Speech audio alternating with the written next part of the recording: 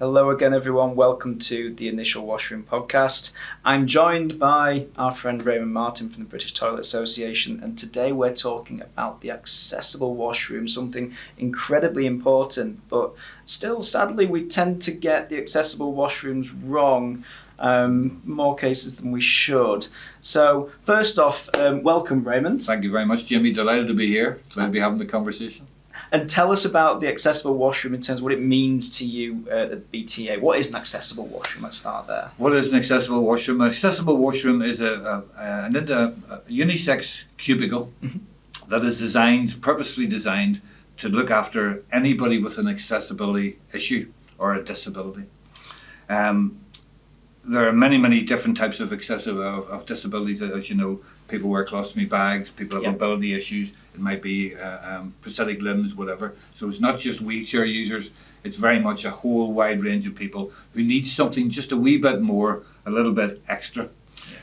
So accessible toilets have to be set up and fitted with proper equipment to make all of those people comfortable in their way. We probably don't get it right all the time.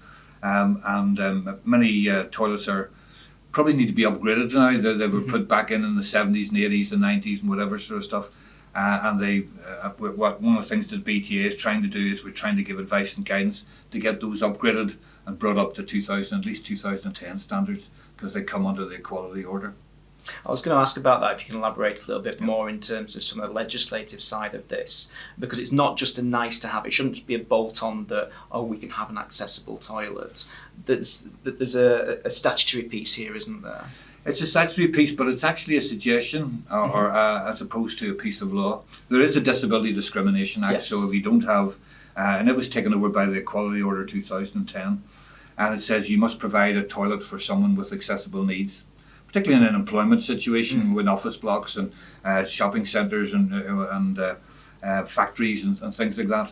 But it's general right across the industry that you provide a toilet which is higher than the standard toilet, because people with mobility issues can't bend and get down or get back up again, as I know myself. Sometimes you have transfer rails on the wall for the wheelchair. You have fixed hinge rails at the behind, because a lot of people can actually dismount from a wheelchair and actually walk onto the toilet. So the fixed hinge rail helps that. But a growing thing in this country now is ostomy shells, because a lot of people are wearing these colostomy bags or ostomy bags. And that's something which is growing exponentially. So to have a shelf in the toilet to allow them to put that on. And it's just there's many things like bins, having the right bins in the right places so that they can dispose of sanitary items, lighting being correct, the door being easy to open and lock as well when they're in there to make sure they're safe and things. So there's a whole range of things that an accessible toilet needs to have, or an accessible cubicle needs to have, and they need to be ready and for when the person actually walks in. You mentioned bins there, and that's something that we've found that is very often missing in an accessible washroom. Absolutely. Or it's perhaps the wrong type of bin in an accessible washroom. And one thing that I wanted to ask you about as well was when it comes to continence and incontinence. Yes. Very often we've got this sort of perception that incontinence is more so for the older generation, but that's not necessarily the case. Not at all. And I think our perceptions as a society are changing a little bit when it comes to incontinence, particularly male incontinence. Male incontinence is something which has always been with us and whatever, but seems to be a bit on the increase. Something like 51% of 18 to 25-year-olds suffer with incontinence and bladder leakage, which is huge. And yes, certainly our older generations, we all have to use the toilet on a more regular basis, sort of stuff. And we're seeing a lot more people using diapers or protective underwear, whatever sort of stuff. And quite often, that's because they can't reach the toilet in time. Yeah. So when they actually do get to the toilet, they need to dispose of it properly. I suppose in days gone by, they probably had to roll it up and put it in their pocket and walk around with soiled underwear in their pocket, but that's not where we are in the 21st century. Having the proper bins, having the slim bin beside the toilet, so when you can very quickly dispose of something from a seated position, but even having the additional sanitary bin as well to allow you, people when they're dressing or undressing, because they quite often have to remove, might be an ostomy bag, they may have to remove clothing, whatever, before they sit down and then redress again. So having the right bins in the right places is very important. And it's also important from the point of view, if the bin's in the wrong place, if someone with a wheelchair comes in, they can't back the wheelchair up to the toilet. If the bin is right beside the toilet, in the way, if it's in the way, so they can't get to the transfer rail, so they can't transfer properly off it. And trying to manoeuvre a bin when you're actually in a seated position is not one of the easiest things at all to do. So having the right bins fixed in place might help there, so it doesn't end up moving. The bin should actually be up at the side of the toilet, between the toilet and the wall. That's where we have specified.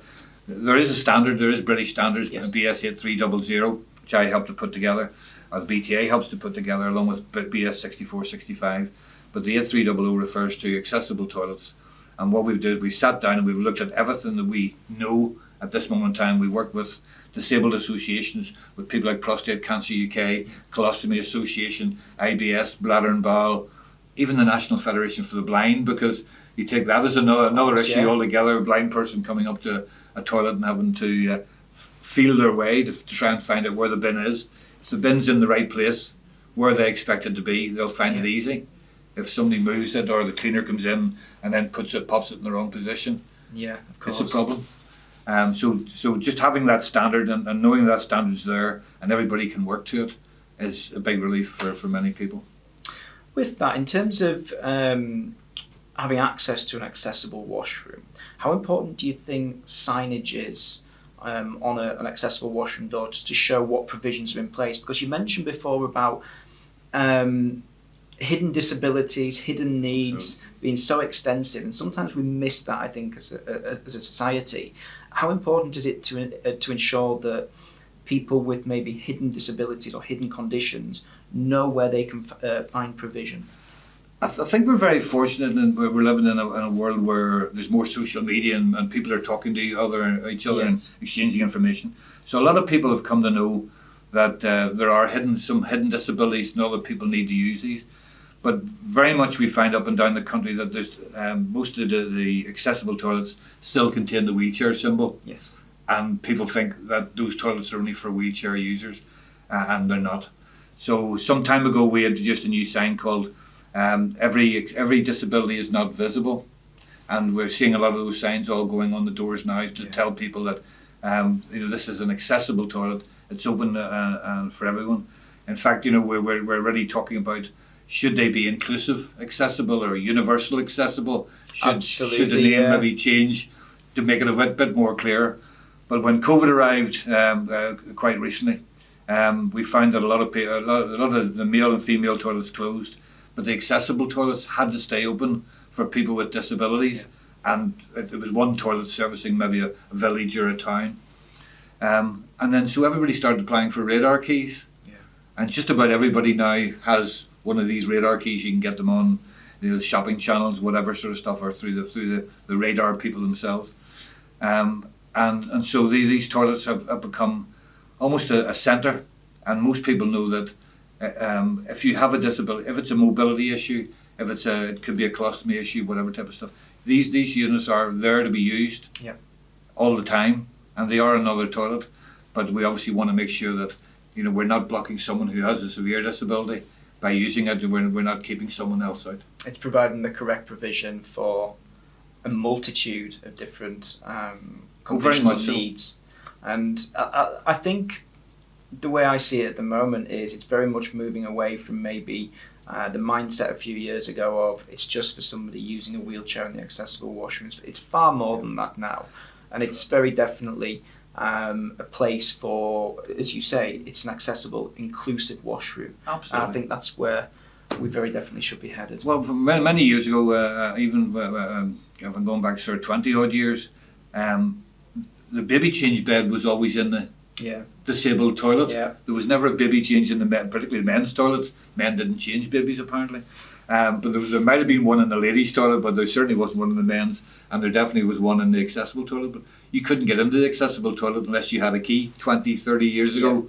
Nowadays you actually can, and so what we're finding is more and more families are going in and using the accessible toilets because it's a bigger space. You have a baby change bed, you have a seat usually in there for a carer or whatever.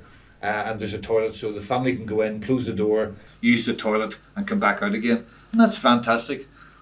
We've actually seen the growth of family rooms over because of the use of accessible toilets that way.